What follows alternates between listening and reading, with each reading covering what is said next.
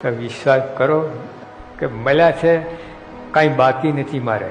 અક્ષરધામમાં જ બેઠો છું, દેહ મૂકી જાય પામવા દેહ છતાં જ મળ્યા. એવી રીતે દ્રઢતા હોય તો એ ગ્રસ્ત હરિભક્ત છે, એની સ્થિરતા આવે.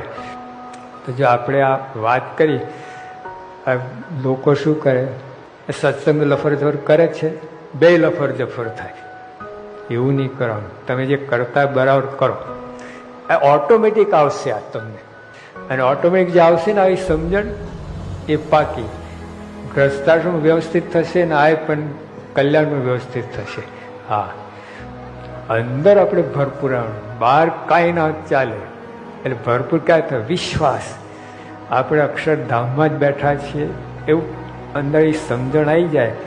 આવી રીતે આપણી સ્થિતિ બંધાય ને, એવા ગ્રસ્તને બેલેન્સ ઓટોમેટિક આવી જાય. પછી એમ હલે નહીં. આ તો ચાલ્યા જ કરે આ લોકમાં બધું. એને મુદ્દો સમજાય કે મુદ્દો તો આ છે.